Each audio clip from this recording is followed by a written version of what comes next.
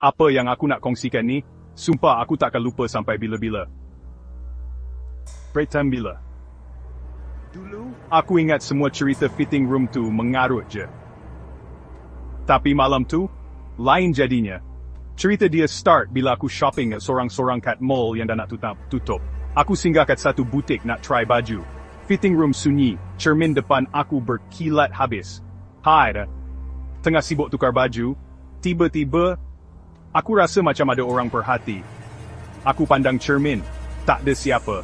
Tapi entah macam mana aku nampak bayang putih, berdiri betul-betul belakang aku. Jantung aku macam nak tercabut, tapi aku cuba tenang. Aku pusing. Kosong. Bila aku pandang cermin balik, bayangan tu makin jelas. Muka pucat, rambut panjang menutup muka.